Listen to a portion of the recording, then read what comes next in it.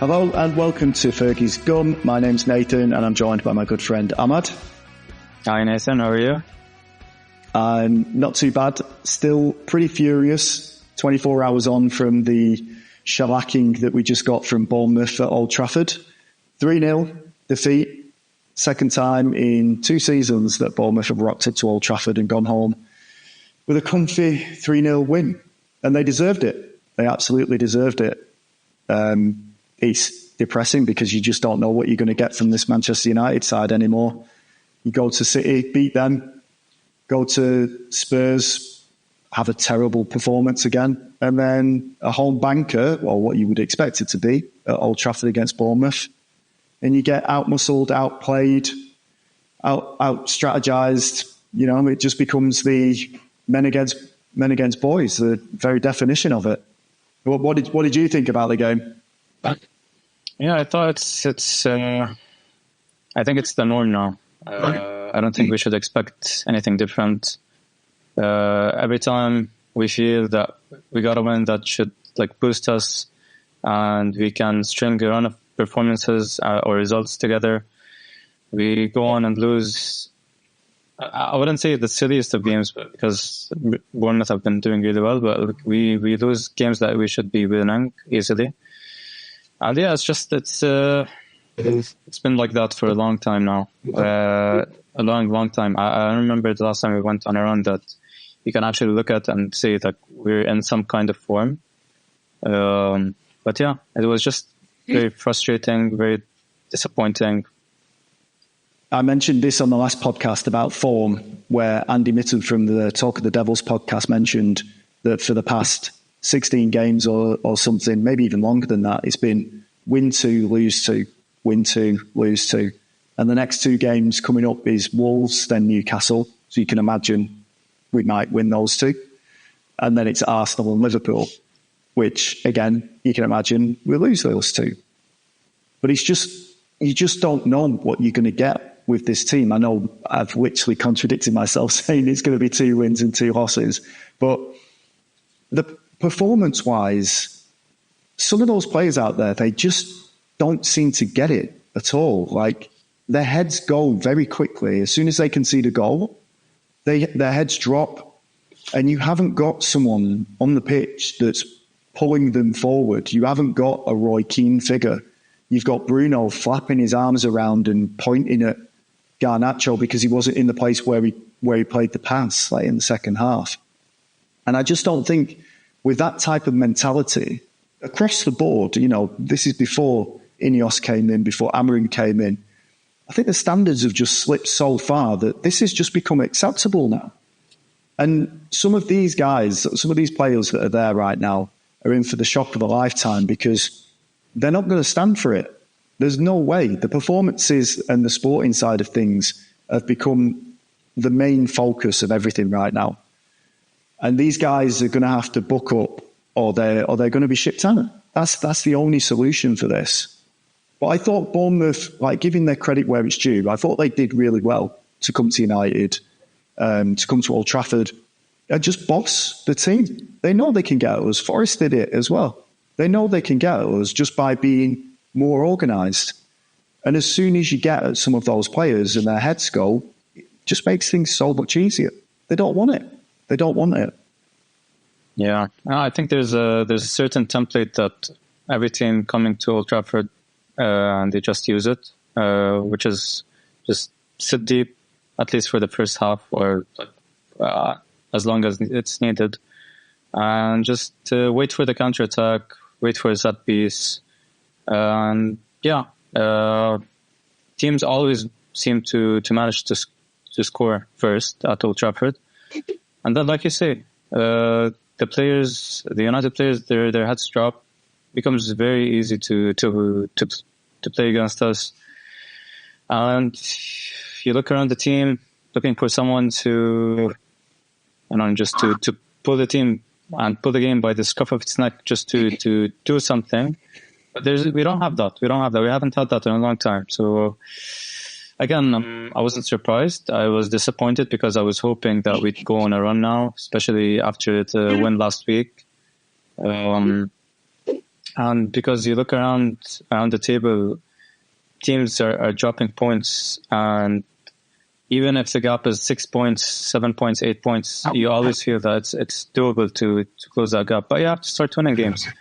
And with this bunch of players, it just feels that they're only motivated when they're playing against a bigger team, because they know if they win, then they're gonna get the headlights. But when it's against someone like Bournemouth or Forest or someone that should be like a routine win, they always seem to, I don't know, they don't put as much effort. They don't want it as much, and we end up in this exact same place every single time. There was a great line on Blue Sky from Colin Miller, who said that the Manchester United squad is a mid-table squad that doesn't like the scrutiny. And I think that's a perfect line to assess or give a verdict on this current Manchester United team, because they're simply not good enough. Like it's a mishmash of like promising youth, like fringe players, people that should have left years ago, seasons ago. And none of it, again, you cannot pin one player as like the star of this side, old reliable, you're going to trust this person to pull us through the next few games. It's going to be a difficult run in, but, we've got a Keane type player. We've got like a Carrick that's there to calm things down in the middle of the park.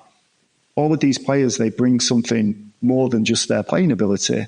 You look around that team and it's like, who's doing this? And I think that's a massive problem for Amorim. And I think he should really consider changing his captain out there as well. I know Bruno was given it he's earned it and he's got it by default, but I just don't think he is the person that this current Manchester United team, he shouldn't be leading them, because he offers nothing in terms of dragging them to another level. In fact, I feel like he's a detriment to that when the chips are down. I feel like his irrational passes, his shooting from anywhere, just some of the decision-making, his gesticulating, it doesn't help. And he's been a great servant for Manchester United. He's been one of our best players for the longest time since he's been at the club. But that type of behaviour does not help, especially when you've got such young players that are playing around you, such raw talent, such new players that have come into the league. Is this the standard? Someone throwing their arms up to me because I misplaced the 5-yard pass. It's not on. I mean, my friend yesterday watching the game, he told me the only reason they might have given Bruno the captaincy is if he wasn't captain, he would have been booked every single game, because only the captain is allowed to go speak to the referee. If you're not the captain, you'd get booked. So and that's the only reason that would make sense why he was given the captaincy. But like, it's a good theory. It's a good theory. I like it. Yeah, I mean, like it made sense. But the other reason is because like I actually look around the team, I don't see anyone else. Even today, I was thinking, okay, if you take off the captaincy from Bruno, I mean, the only one who I would give it to personally is Maguire. To be honest, like he's the only one I would consider giving it, and I think that was a big mistake taking off a mistake and not a mistake taking the captaincy off of Maguire, because it felt like it was affecting his performances, and ever since he was dropped as captain, his performances improved.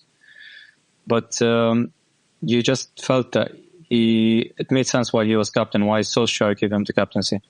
With Bruno, like you say, it's just he doesn't help the people around him sometimes with his attitude.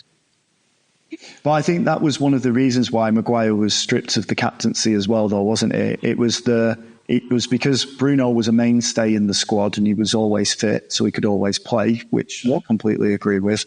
But then there was also the fact that Harry Maguire didn't command the dressing room in the same way that Bruno did, in terms of the rest of the squad getting on with him. Do you know what I mean? Like, it's not to say that just because Harry Maguire doesn't speak any other languages, it's just they naturally gravitated towards Bruno, was my understanding, which is why he was given the captaincy in the first place. But I think it will never happen this season. They will never strip him of the captaincy this season. But there should be a phase where we are looking. I mean, this should be a process. Next summer or in January, we should be looking to bring someone in that is going to be the future captain of this team. Maybe it could be De Ligt. I don't know. Maybe it could be Yoro in 5 years' time. I don't know. Will these players still be here in 2, 3, 4 years' time? We just don't know that. Well, going back to the game, is there anyone that actually comes out of this with any positives at all? The only one is probably Ugarte again. I think he was good. He was very good. It feels like he's the one who understands the system and does his job perfectly every single game. Keeping things simple, defending, cutting passing lanes. He just does everything really well. And it also felt that as soon as he came off, the team started to, they started to crumble. We conceded the second goal, the third goal. So, Ugarte was, I think he's the only one who I felt was actually decent. All the others, I think the issue with Ugarte was he was already on a yellow card from the first half. So I think Amorim was trying to protect him, which, it kind of made sense because they were charging through the midfield and it wasn't Mainoo's best game. Let's just say that and Ugarte was having to do the work of 2-3 players. And I think he was definitely treading that line to get him sent off. But yeah, you're right. For 55 minutes, he was literally our best player.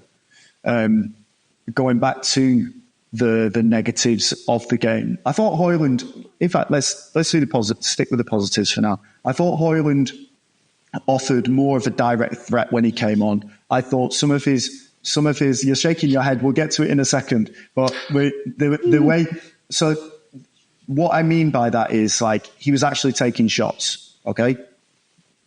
Some of them there was one in the second half, obviously came on in the second half. There was one in the second half that was going in bottom corner. Kepa pulled off a very, very good save, but it was a really good effort from Højlund.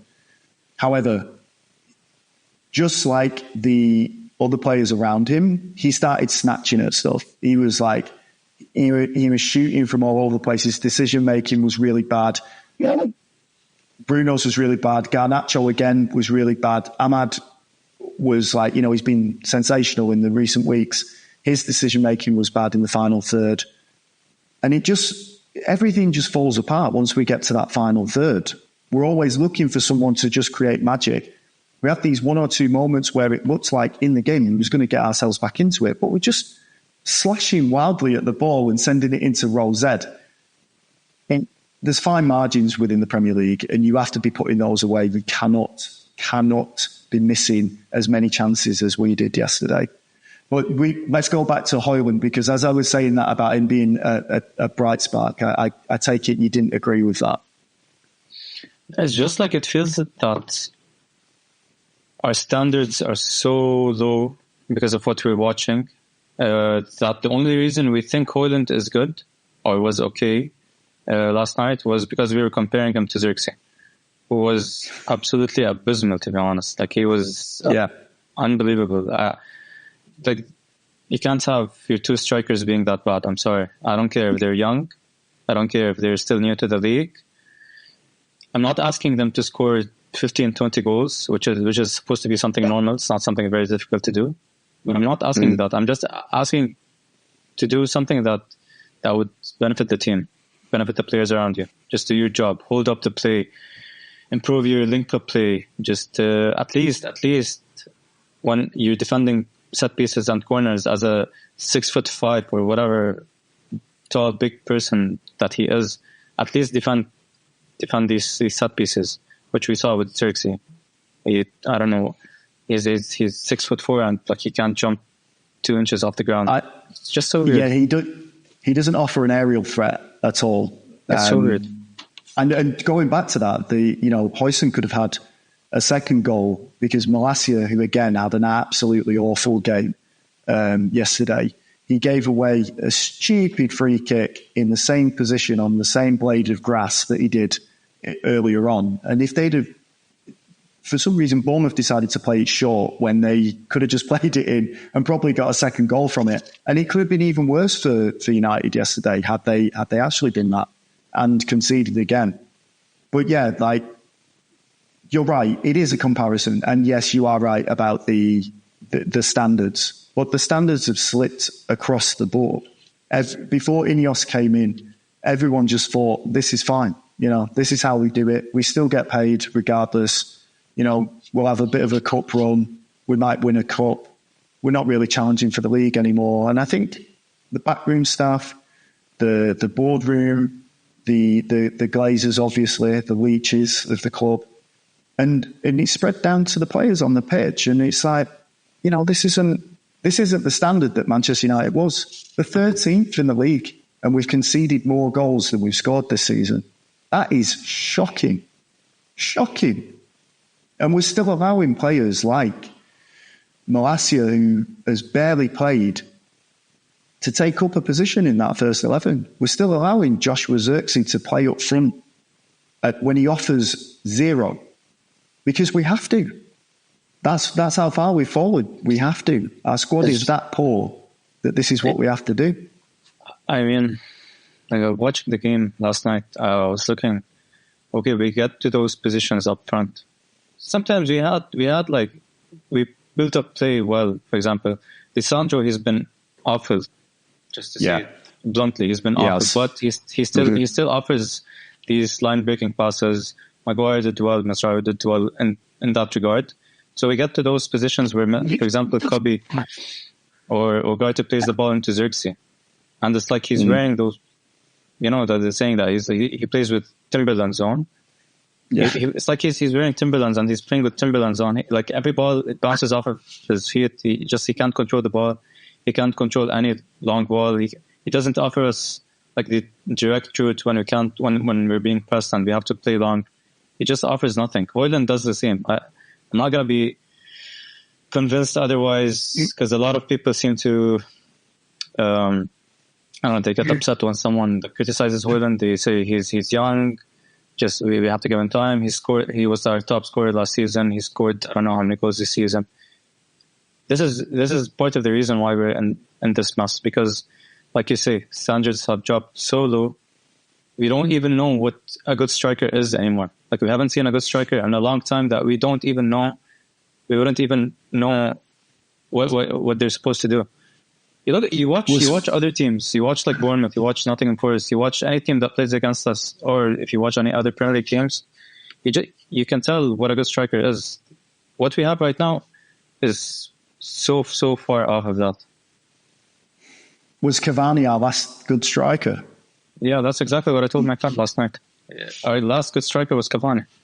He was amazing, but again, like he was old, couldn't play like 2 games a week. But yeah, he was our last good striker.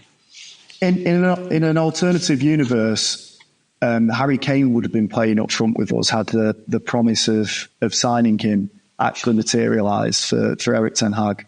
And I think that would have made a hell of a lot of difference. But this is what we've got now. We've got Højlund, we've got Zirkzee. Neither of them are good enough to drag a team into the top 4 because they just don't look like they've got any confidence. And I think you don't have to be harsh, but you can be critical of the players. And yesterday, Højlund, for every good shot that he had on target, he was slicing at it as well. Or he didn't play someone in. There was a great opportunity, I think it was 2-0. There's a great opportunity when I think it was, had Højlund broke free or Ahmad had broke free and Garnacho was to the left of him and he could have just taken it on and he just took on he overplayed the pass. That's what he did. Yeah. Who was that? Who was it? Was it a pass to Ahmad? Was it a pass to Garnacho? I can't remember. It was a 3-on-2 situation and we fluffed it basically. Yeah. So The one thing I did, we'll end this section because obviously it's you know, we're talking about the misery side of things, but one more miserable part of it. Do you feel like the experimental phase is over for Amorim now? Now that he does have to win, I don't think anymore we can say, you know, it's an adjustment period and things like that. I think he's got to grind out wins now. No, I don't think so. I don't think I can expect wins at all, because that would be very unfair on Amorim. It would be very unfair on Ahmad. With those players that he has, I can't expect wins, to be honest. I'm just after last night. But the thing is, he knew what he was coming into. So he knew there was a squad assessment. I know he's not had time to manage these players, to coach them how he wants, because it's just a game. You know, it's a game every 2-3 days, so it's difficult to do so. But in terms of like not knowing what he was coming into, not knowing the squad and what he's got to work with, he would have come into that and gone, okay, yeah, I can make a difference. Or Ineos and Barada would have gone to him and said, look, this is what we expect this season, whether it is just to lay the foundations. And you can see he has laid the foundations. There is definitely a new way of playing for Manchester United. We just don't have the personnel to do it. But at the same time, at any job interview, you're asked whether or not you can do the thing with the tools that the company has, that the business has. Surely there's got to be a small part of it now that's like, right, performance, or right, wins. However you do it, you've got to win some games. How though? Like how? I struggle to imagine how. How is he supposed to win? I don't know. How is he supposed to win with those players? How is he supposed to win? How is he supposed to do anything with those players? Like we can see the structure he has, but it all comes down to individual mistakes or individual. Like it's like you said, Premier League is about small margins. Last night, the game, it was still, I think it was 0-0, and when Kobe he cut out the pass in the middle of the midfield, and like he passed it to Bruno. That's supposed to go in. That's supposed to go in. We're supposed to be clinical, at least. If that goes in, maybe we're talking about a different game. But I mean, like, what more is he supposed to do? Like, he can't do anything. He can't. I know. Like, I completely agree. And this isn't on Amorim, and this isn't a critical of him. But surely there is a point where, not through fans, but from his employers, where it's like, right, okay, get some wins. You've got to drag us up the table, because if you're saying that there's no way that they've gone, the season is a write-off, and you know whatever happens, because if you can't get a tune out of these players, we'll get relegated. Simple as that. If we can't get wins together, we're going to get relegated. I'm not saying go to the Emirates, go to the London Stadium and win every game and beat the top six convincingly. What I mean is finding a way with this group of players to win games, to win against Newcastle coming up to Old Trafford, to win against Brighton coming there, which is, coming up soon, to win against on Boxing Day against Wolves. Surely there has to be, right, come on now. A performance issue is a performance issue, but you need to make this right. I get it. I get what you mean, and it will make sense. It will make sense because we actually do need to win desperately. We need to, but the thing is, like, honestly, I can't see us, even if we do win like 3-4 games, I can't see us doing anything this season. I can't see us, like I was saying, like after last night, I'm gonna go into every game expecting nothing, absolutely nothing. Just gonna watch. Okay, like if we win, okay, it's a bonus. If not, then yeah, this is what it is, and just wait for next season. Maybe try to win Europa League. That's the only thing I can hope for this season. Otherwise, I don't think anyone should expect anything going forward because of the players that we have. Even next season, I wouldn't expect anything because any overhaul is going to take a long time. We're in a really, really tricky situation. Like Amorim is definitely, I believe in Amorim and I'm backing him 100%. As you say, he's not got the players to play this formation, this strategy that he needs, which takes us neatly onto what we're about to discuss in terms of the current squad and how they performed under Amorim.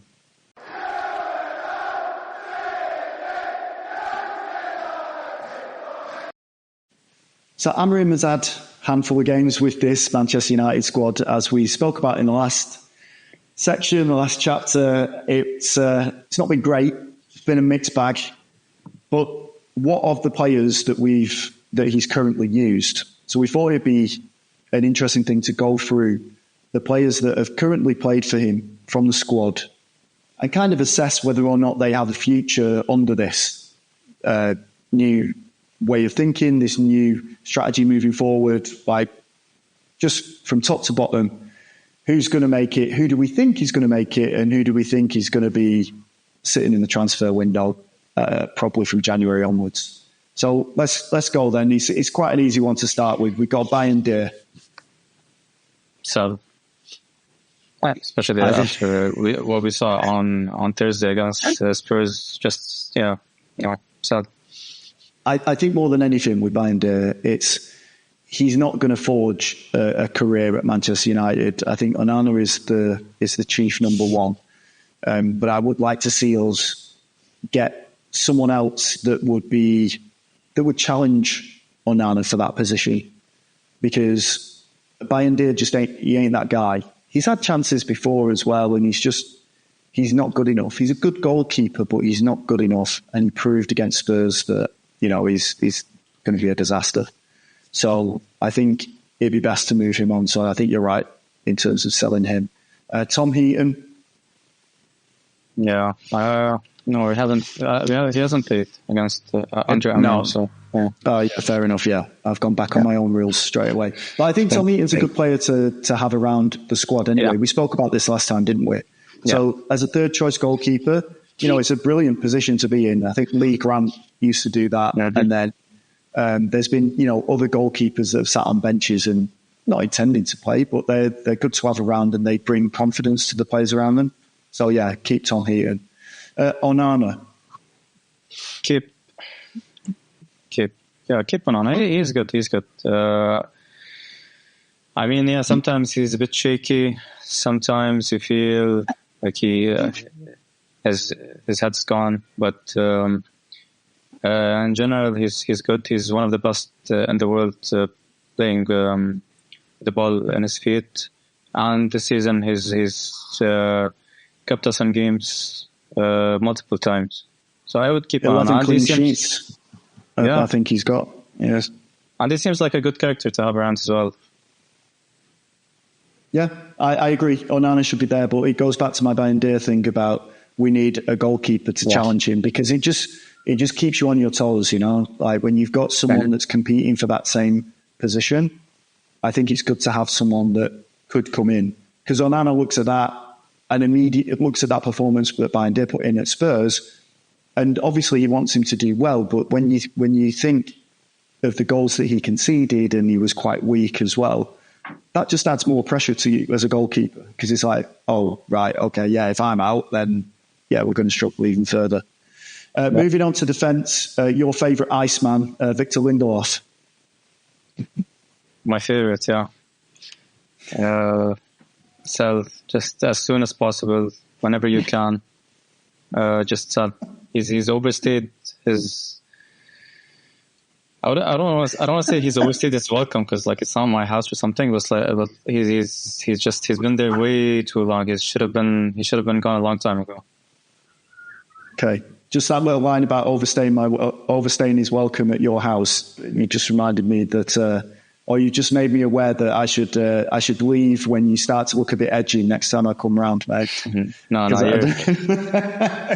sound like you might be pushing me out the door. No, the person has to be very annoying for that to happen, and I think Lindelof is that. So, I think with Lindelof, he's been a good servant to the club. He was obviously touted as like a replacement for a long-term replacement for the like Vidic and Ferdinand. Striking up a partnership with who's he played there with? He's played there with Smalling. He's played there with Maguire. Maguire was the most. I think his partnership with Maguire in 2021. Yeah. It was okay. It was fine. I think that was his best time as a United player, but still, he wasn't good enough. He doesn't have physical attributes to be a Premier League defender. I don't think so. But in terms of the amount of time that he's played, which is then going back to the whole reason for this section, he hasn't really played for Amorim yet, has he? He's played one game and got injured, which is never a great sign.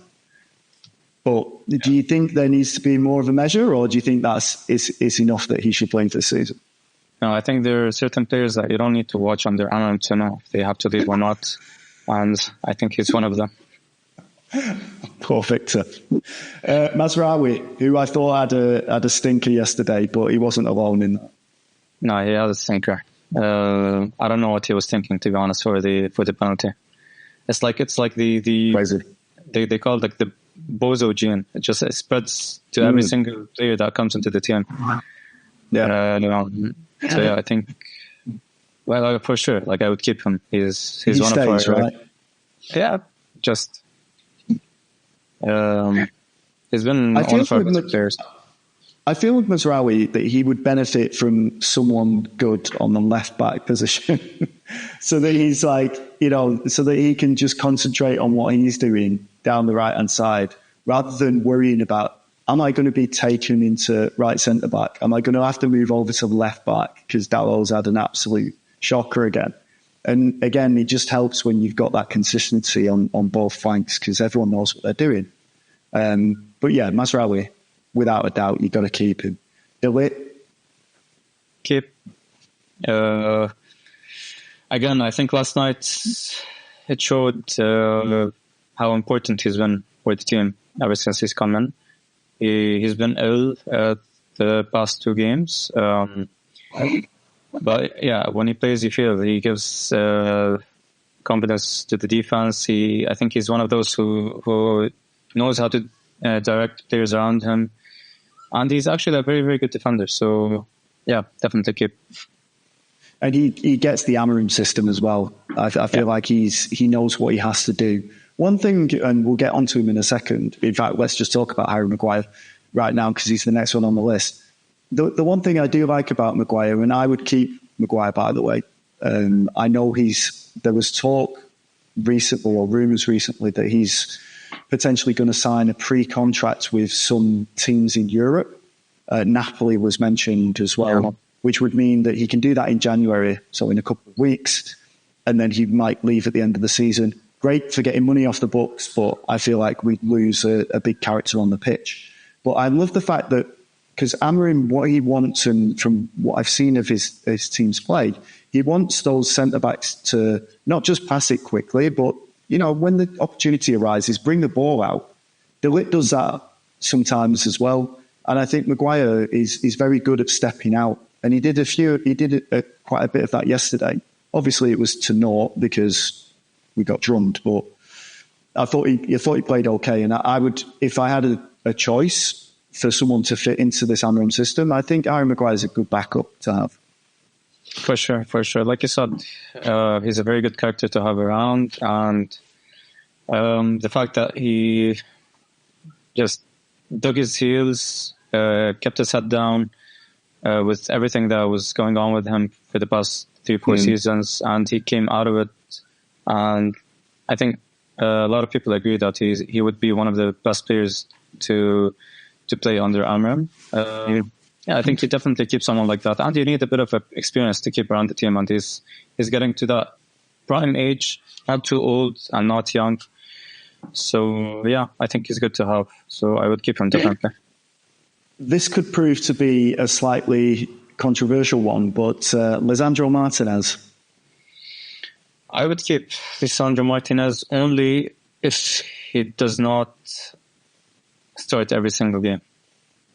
If he's not your starting centre back, so if you keep him around for like backup, then he would be good. But like to depend on him to go, if you want to go for the league, go for the big titles, I don't think you can do that with him in the team, unfortunately. Even though I love Lisandro, but yeah, I think we've seen that for the past 2 seasons.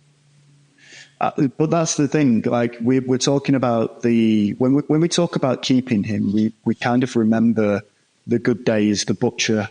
When he was playing under Ten Hag, and he was quick, and he was clever, and he knew what to do to get into certain positions and to put out attacks when they descended on him. But under Amorim, he has looked a shadow of his former self, and I'm not convinced that he is going to be the right player to have as your starting left centre-back.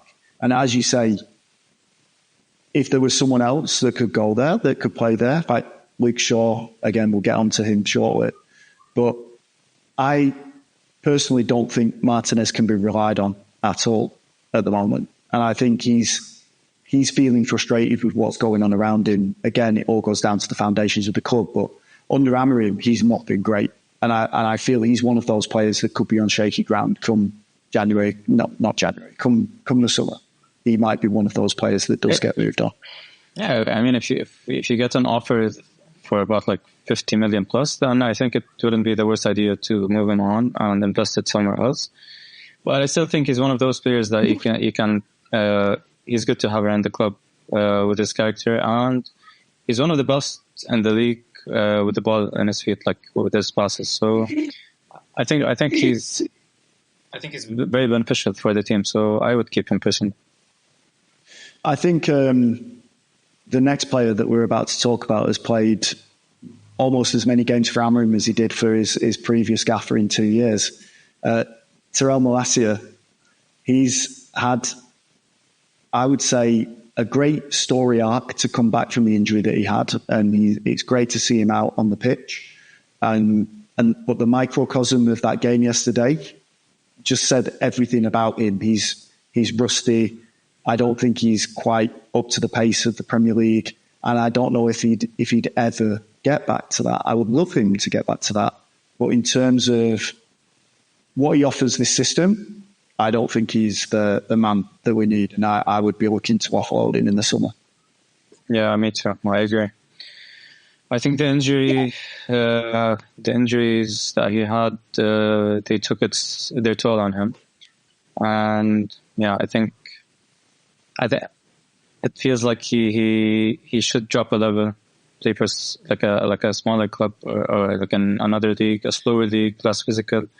He can still build up his career, but yeah, especially like you said, under Amorim, left back, he has to have certain attributes, and I don't think he has them. And last night, yeah, he was awful again.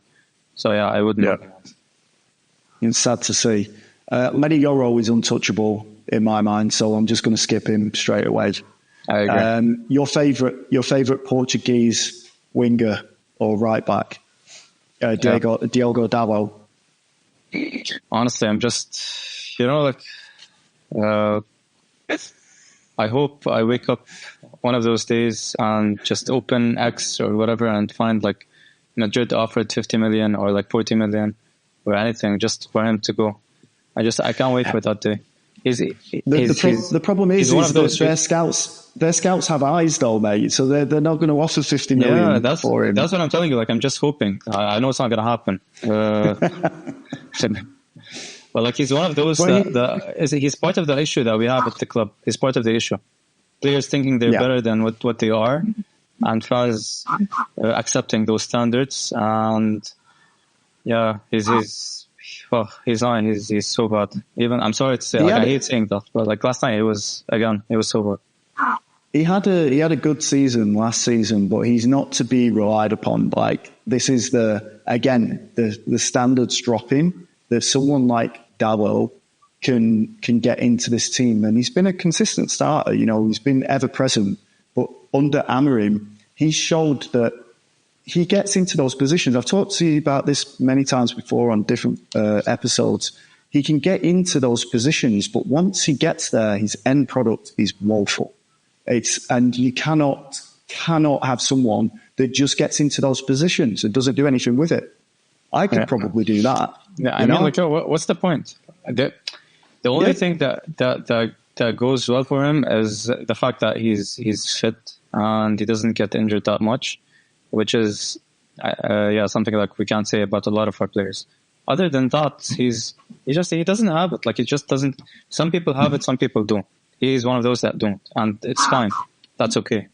Just move him on and like just find a replacement. It's not that difficult. Yeah. Well, we've had replacements at the club and then got rid of them, like Alvaro Fernandez, but no, we decided to send the wrong person out. Luke Shaw is kind of a difficult one because he's played 0 minutes under Amorim. But he has? Yeah, he played a few games.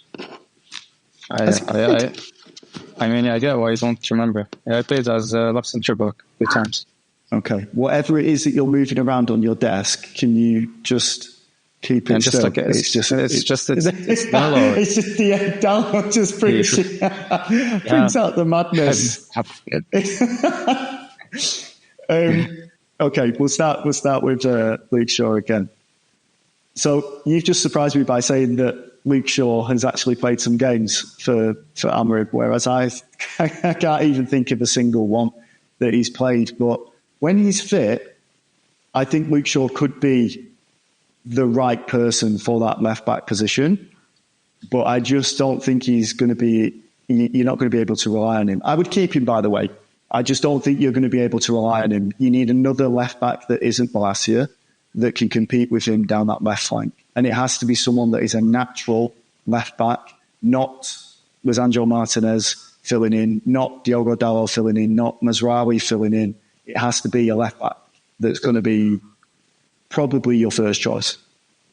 Yeah. So I think it's difficult. It's difficult to rate him. Johnny Evans is a shoe-in. I'd keep him.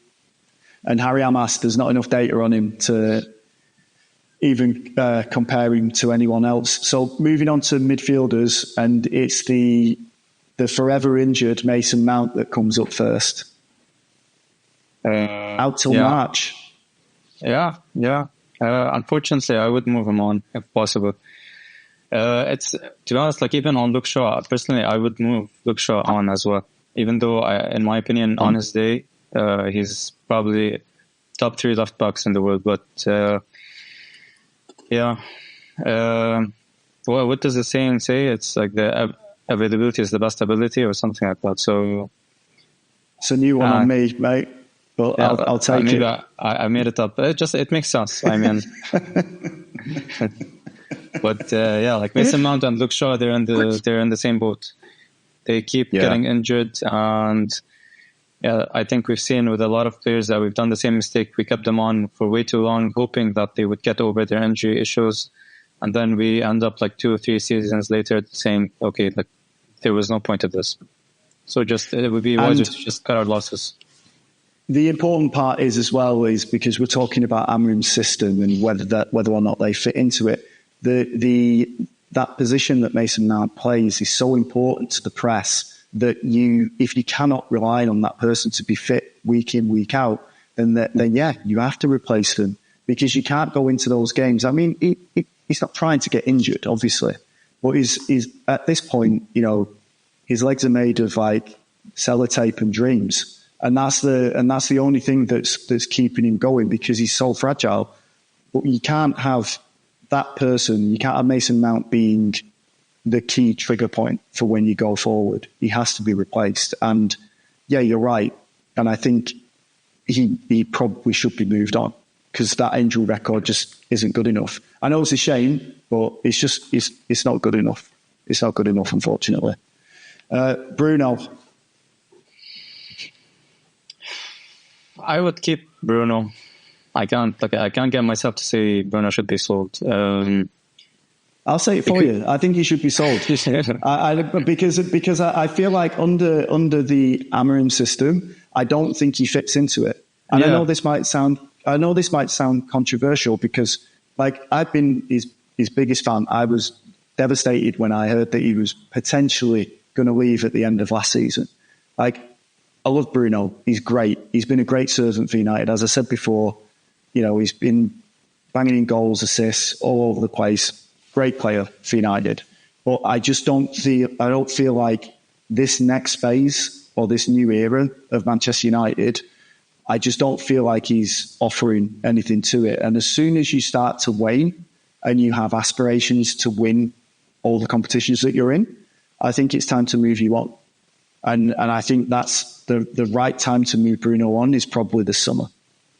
Yeah. I completely see where you're coming from with that. And you made a good point that in this Amorim system, like there is not one position that it's just made for him. Like he can play in the center midfield. He's okay, but he's not the best there. Or he can play in one of those number 10s. He's okay, but also like he can't depend on him going forward.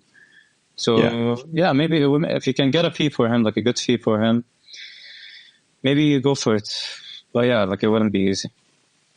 I think this is one of the things as well. You touched on a good point there. Like a lot of the players in this squad, especially in this new system that we're playing, are square pegs for round holes. And because you've got Bruno that has been fantastic in that just behind the striker's position, he's been great over the last few years, but that position kind of doesn't exist anymore.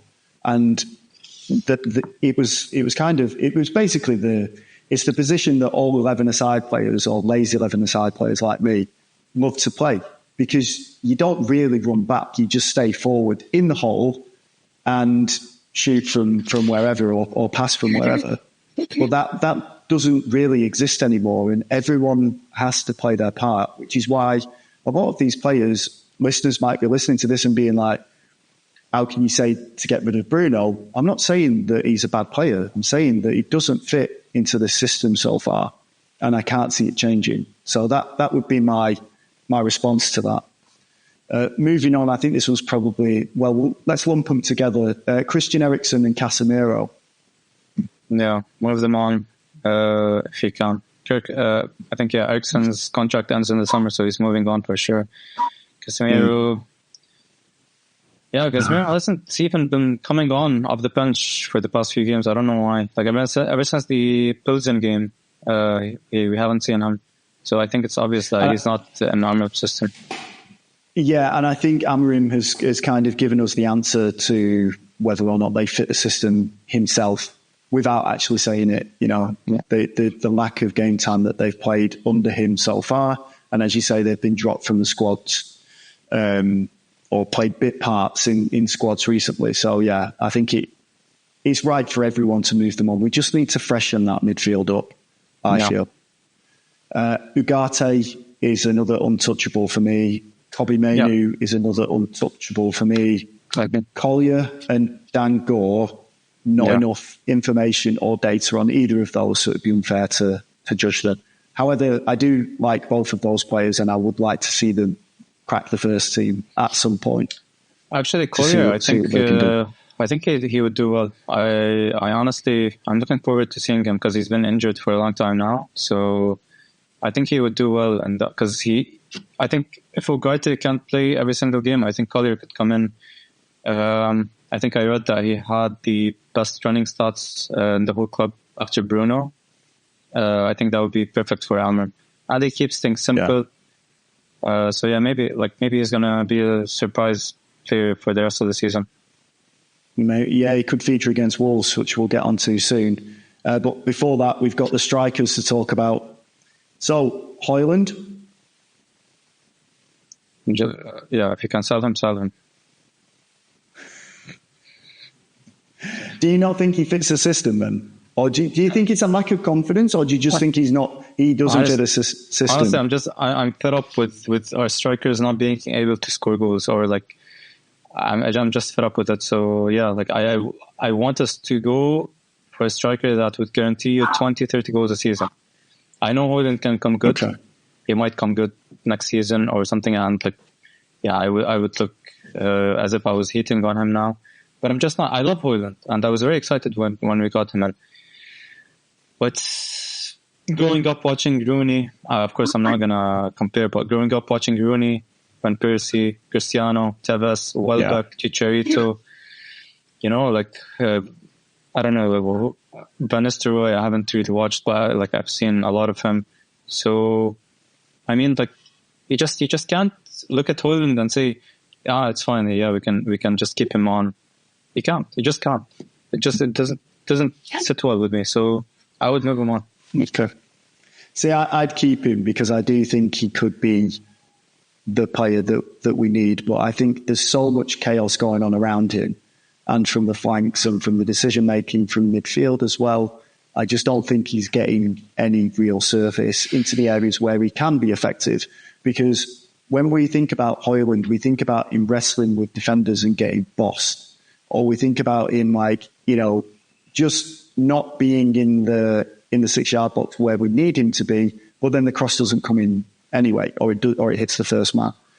But there's something about Højlund that, even in this Amorim system and even in the early days of it, I feel like he does offer something. He offers more than whatever we've got going on right now, which doesn't say a lot. His standards have dropped, but he would be a great player to bring off the bench. And we've always had, historically, we've always had a wealth of talent going forward. We've always had really good strikers. When it was the Solskjaer, Sheringham, York and Cole era, or whether it was the Tevez, Rooney and Ronaldo, they all played with each other. Yeah, and Berbatov, and even Park, he used to pop up on the wing during that era. They all had a confidence about them. But the issue that you brought up there is that we just don't have that to fall back on right now. It's just they're useless up front, or it feels like they are. So speaking of someone that is quite literally has been useless for the past couple of games, which is a beautiful segue, we're on to Marcus Rashford, who again, it seems like Amorim has already said what needs to be said after being dropped for Bournemouth, Spurs and City. Yeah, I think it's obvious that he's going to be moved on. I think this is the only way either the club or the manager can go about it, just dropping him. And whenever he's asked about it, he just says selection. But it's obvious that it's over between Rashford and the club. Slightly going off topic here, well, in terms of what we're supposed to be talking about, is he a good fit for the Amorim system?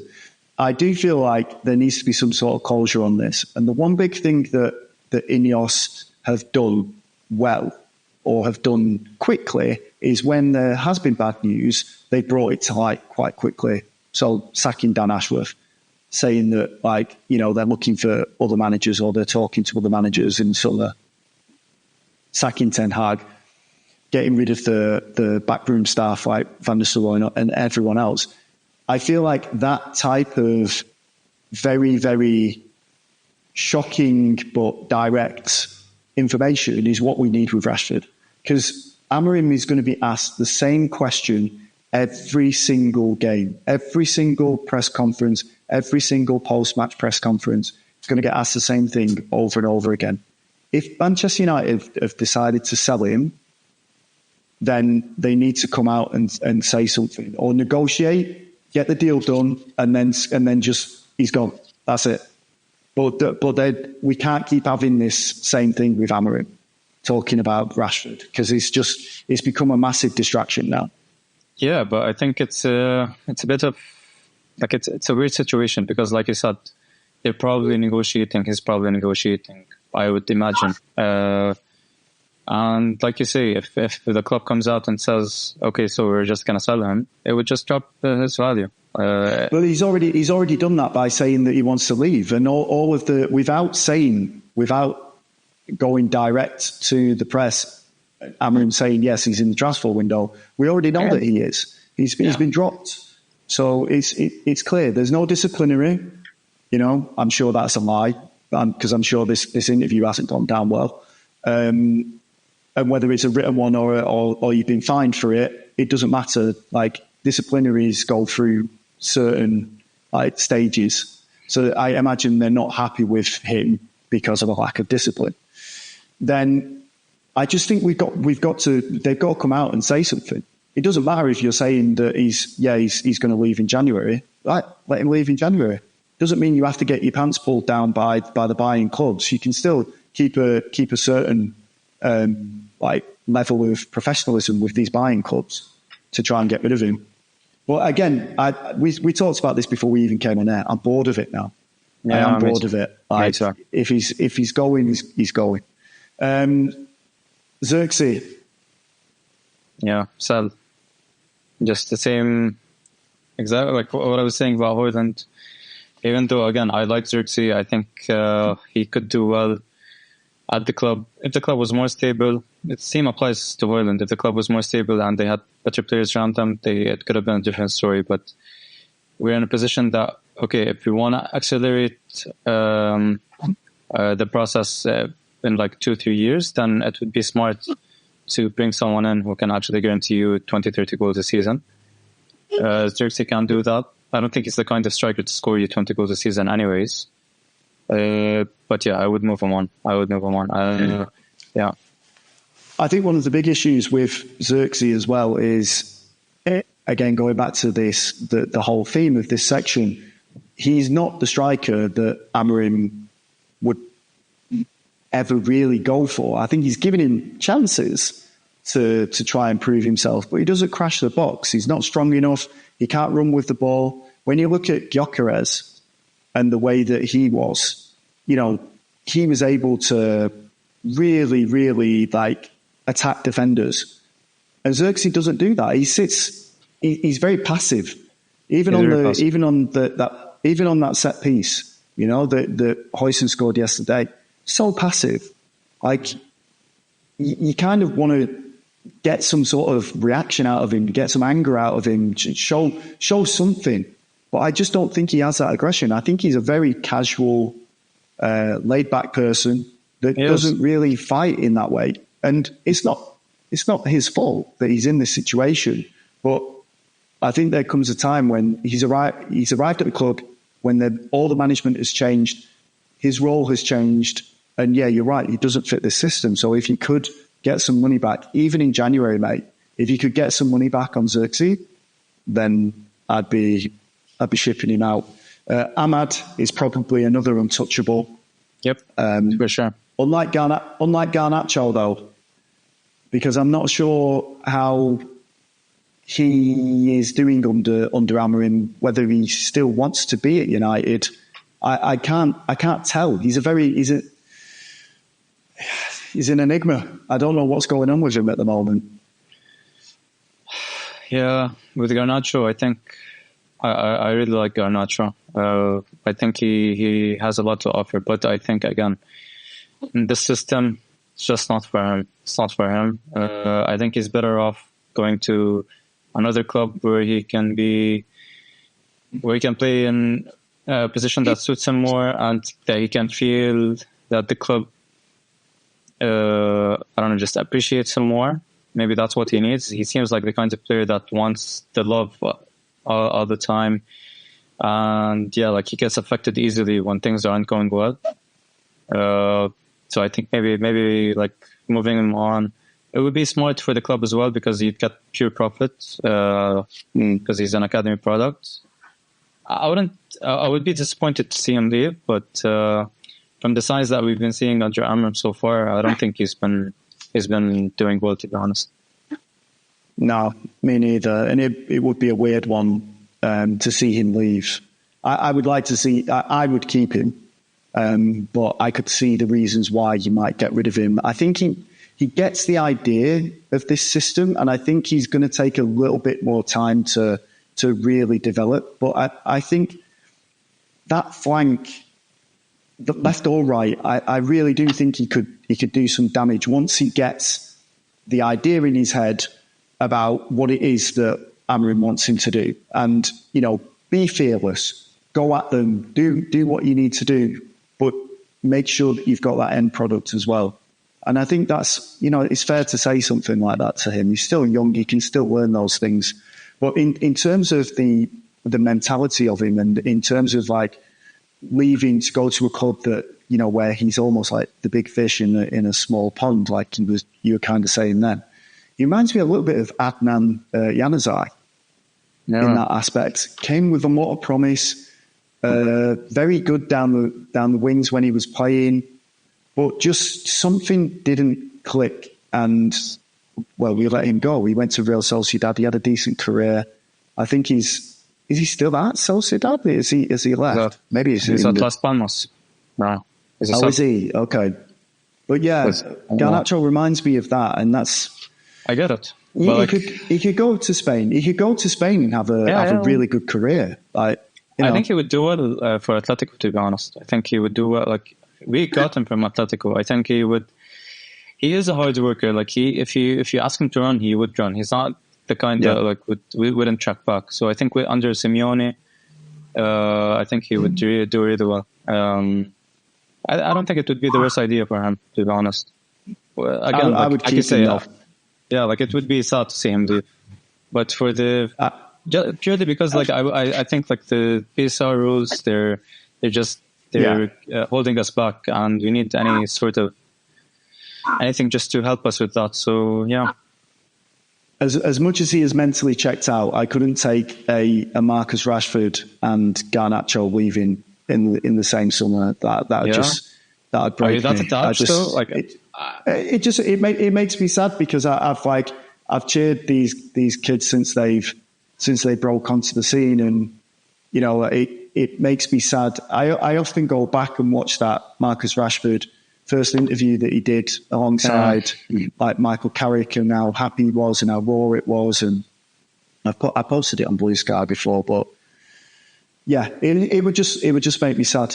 But a person that wouldn't make me sad to see the back of is Anthony, who comes up next, which I in terms of the Amorim system, I don't think he's good enough to play right back, because you're going to have Mazraoui there. And like I said before, you need someone that can play right back to give him competition to play right back.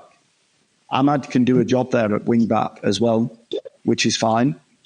But I don't think Anthony has a place. His cards have been marked for the longest of times. Yeah. It's time to try and cash in on him if you can get 20 million for him from a Ligue 1 club, off your pop, lad. I get it. But like, that's part of the reason why, for example, last night I felt that we weren't attacking as well, was because I feel like we were hamstrung when we have 5 defenders on the pitch. Like, if you play Mazraoui and Delo on the wing and the wing back roles, then you feel like going forward we don't have much to offer. I think if you play Anthony there, even though he's not the best defensively, but going forward he would give you something. Or you play Ahmad there, but like, you have to have someone to play in the number 10. I'm not saying like I would keep him, but I'm saying I still Sounds think a little bit like you're saying that. No way. Then okay, just forget everything I said. I'm just making a point. Right. No, it's good. It's a good point. I understand it. I get it Yeah. about the attacking threat, but we need a right back. Square peg, round hole again. Ethan Wheatley, has he played any minutes under Amorim? No. Unfair to judge him, but I'd love to see him come in. And then there's the greyed out Jadon Sancho that's still on the Manchester United website. But he ain't coming back. He's gone. Yeah.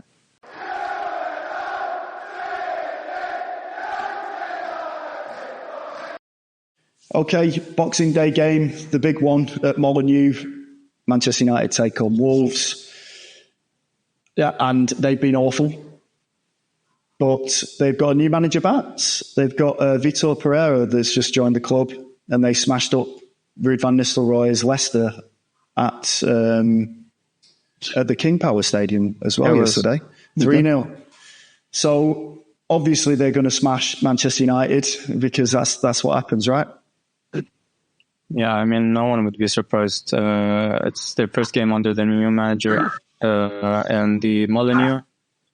So yeah, and to be honest, like, if you look at their players and our players, there's a big difference. Even though they're like relegation point. In terms of physicality, is that what you mean? Yeah, for sure. Yeah, well, I mean, I still have to believe that we can do something at Molineux, and this is the game where I think that the pretense is done and Amorim is going to start his best 11. And this will be the best 11 that will be the consistent best 11 for the rest of the season moving forward. I think there'll be tweaks here and there, and obviously people will have to come in and come out of the squad. But I think Saturday, after that defeat to Bournemouth, when is it? Is it Wednesday? Wednesday's the game, right? Thursday. No, Wednesday's Christmas Day. Thursday. Well, I think after the game against Bournemouth, I don't think he can leave anything to chance. It goes back to what I was saying earlier on about him needing to get a win in the best way possible. So now he's probably going to have to play his best 11 and say to the upper echelons of Manchester United, yeah, here's the team. And we won 1-0 or 2-0, whatever it is. But I can't see him experimenting anymore. I mean, I don't think he's been experimenting. It's just like how do you literally. explain Xerxes then? How do you explain Xerxes going into that team? I explain Xerxes by showing the Hoyland against Spurs. As simple as that. Hoyland was up against Archie Gray and Dragusin, who are like, I don't know, I would say Dragusin is one of the worst defenders in the league, unfortunately, for Spurs. And Archie Gray isn't a defender. He's an 18-year-old midfielder turned centre-back. And Hoyland did nothing. At least Xerxes came on and he scored. So that was the reason Xerxes started. But even though Xerxes is still not good enough. But I don't think he's experimenting. He just doesn't have anything else to do, to be honest. I get it. But a lot of his teams. I mean, Eriksen started midweek, didn't he? Against Spurs. Like, that's what I mean about like the experimentation. About like letting. It's not experimentation. He's letting the fringe players try to prove their worth. Is what I think.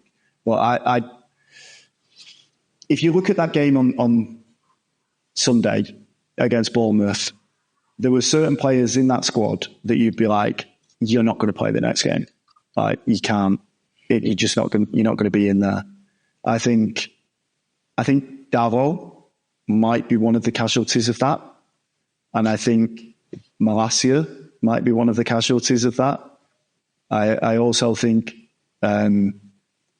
I don't know if he'll play Kobbie Mainoo. I think he might go back with Casemiro or Eriksen for that game, because I don't think he saw anything amazing, and he probably thought, like a lot of us watching the game, it might have been a game too soon for Kobbie to come back into, and he needs a bit more match fitness to get back up to speed again. But I think he's going to go with, it's like what Ten Hag tried to do. All managers, when they go through this period with Manchester United, they go with the trusted stars that they know can grind out a win. And Casemiro has that type of experience. I can see him slotting back into midfield with Ugarte for this game. I think Ugarte needs a rest, to be honest. I don't think it would be fair on Ugarte playing him all these minutes, and especially for a player like Ugarte who keeps on running and he has to cover every single blade of grass. So I think maybe you would rest Ugarte, play Casemiro, and bring back Bruno into midfield. Maybe start Garnacho. So that's why I think this way. Yeah, your point of saying that he's been experimenting, but I think if he does that, then he's doing that out of necessity. So I think that he would be doing that for that reason. Oh, absolutely. I'm not saying that he's doing it just to have a laugh. It is out of necessity and to check the players in the squad. But I do think, like, especially with Xerxes, it's like, right, okay, can you get a few goals there? No. Right, okay. Hoyland, can you get a few goals there? No. Right, okay. I'm going to have to go back to the other one option that I have off the bench. And with that being said, and with the experimentation being the theme of this bit, maybe he could freshen it up with some of the youth players that we talked about just then. Maybe there is a case to be had that says these younger players that have probably been playing with the under-21s and under-18s, does he freshen it up over the next few games and bring a few of these players in? I know Collier was on the bench for this game against Bournemouth. Maybe he does look to the youth to bring some sort of fresh impetus into it. Yeah, maybe, but I mean, not starters from the bench. I mean, from the bench. I don't know, like the only position like that's in my head is one of those 3 attacking positions that you need someone to come in to offer something different. But like with the youth that we have right now, with the under 21s, under 23s, we have Chido, we have Biancheri has been doing really well. I think those 2 are the main ones for now.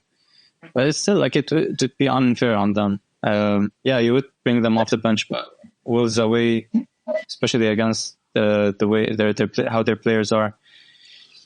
And to be honest, like talking like now that I mentioned Wolves, looking at their team, thinking of their players, there are probably like 2 or 3 players from the Wolves team that would slot right into the United team, which is saying something, because Wolves are they're like 18th or 19th in the league, which is unfortunate. And there are a few players that are going to cause us issues on Thursday. Cunha being one of them, right? I know you're a big fan of him. I love Cunha. He's if you want to get someone to actually provide, like, offer something immediately in the team, you definitely would go for Cunha. Do everything you can to buy Cunha. He's amazing. He's amazing. He scored again yesterday. Yeah, I know. Yeah, and then tweeted that he was getting his FPL managers some points. So he's very aware of how much of a big asset he is in FPL. Speaking of FPL, who would be your FPL pick from Manchester United for this game? Man, but honestly, just a shake of the head. No. I'd go with because I always go with differentials. I'd go with Garnacho for this game. Interesting. I think that would be. I think he's probably going to start. I don't think Rashford's coming back in anytime soon. I think Garnacho will probably start, and I could see him maybe getting an assist, or maybe getting an assist via a penalty, having finally grasped the game by the scruff of its neck and charged into the box to get brought down. That's all I'm hoping for. A 1-0 squeaky victory. That's all I'm hoping for. I'll take it. Yeah. I can't see it. What's your prediction then? I think we'll lose, and I think it'll be convincing, unfortunately. I think it'll be like 2-0, and I think it'll be a convincing 2-0, where we're lucky to come away with not conceding more. Yeah. I'm going to go for... Let's go for 1-1. 1-1. I'll take a draw. I'll take a draw against 18th placed Wolves. That's nothing, to be honest. Like, a draw does nothing for us. No, I know. But yeah, we'll see how that goes then in a couple of days' time.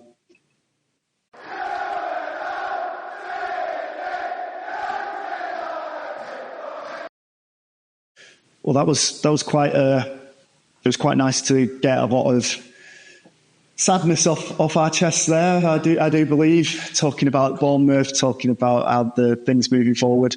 Quite a glum podcast, but I do feel like it's therapeutic as well.